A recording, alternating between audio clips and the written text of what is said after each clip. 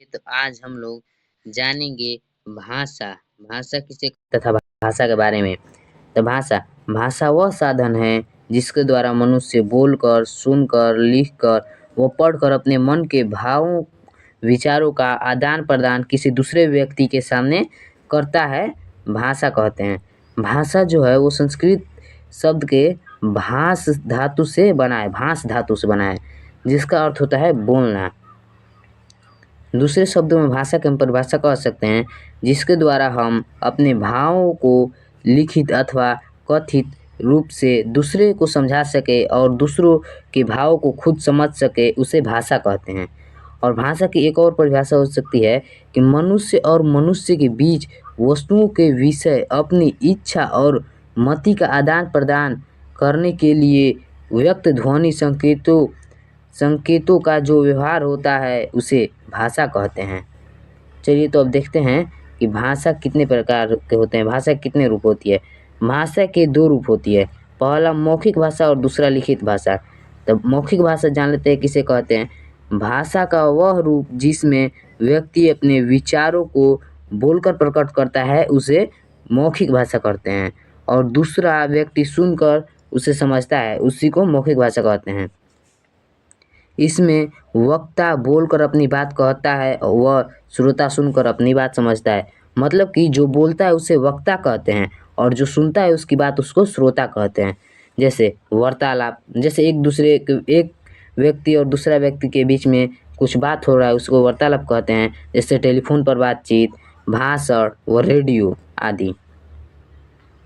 चलिए तो दूसरा देखते हैं लिखित भाषा। लिखित भाषा किसे कहते हैं। जब व्यक्ति अपने विचारों को लिखकर प्रकट करता है तो भाषा के इस रूप को लिखित भाषा कहते हैं।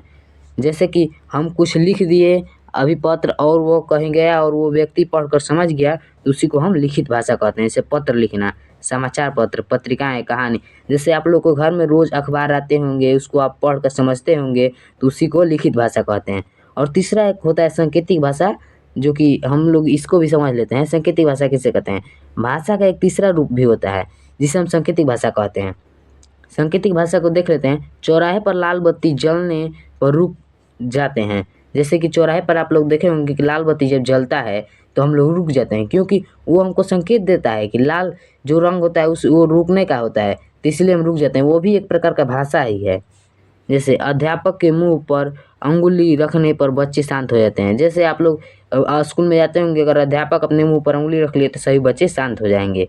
हाथ के संकेत से हम किसी परिचित को आने या जाने का संकेत दे सकते हैं। तो चलिए तो भारत की प्रमुख भाषाएं जान लेते हैं। भारत की प्रमुख भाषाएं कौन सी है। भारत बहुत सारी भाषाओं का देश है, परंतु सरकारी कामकाज में व्यवहार में लाए जाने वाले मुख्यतः 2 भाषाएं हिंदी और अंग्रेजी है। लेकिन भारतीय संविधान में 22 भारतीय भाषाओं का मान्यता प्राप्त की गई है, मतलब प्रदान की गई है। भारतीय संविधान में 22 भाषाओं को मान्यता दी गई है। जैसे ये 22 भाषाएं कौन कौन से है। संस्कृत है, हिंदी है, सिंधी है, तमिल है, तेलुगु है, मलयालम है, गुजराती है, मराठी है, पंजाबी है, कोंकणी है, कश्मीरी है, उर्दू है, उड़िया है, असमिया है, कन्नड़ है, बंगाला है, नेपाली है, बोडो, डोगली, मैथिली, संथाली और मणिपुरी है। ये 22 भाषाएं हमारे संविधान में प्रदान की गई कि इसको मान्यता दी गई है संविधान में हमारे। अगर हमारा वीडियो अच्छा लग रहा हो तो कृपया मेरे चैनल को सब्सक्राइब तथा बेल आइकन का घंटी जरूर दबा लीजिएगा कि मेरा वीडियो ज्यों अपलोड हो तो आपको ज़रूर नोटिफिकेशन मिले। और मेरा वीडियो को लाइक ज़रूर कर लीजिएगा। तब तक के लिए जय हिंद, जय भारत।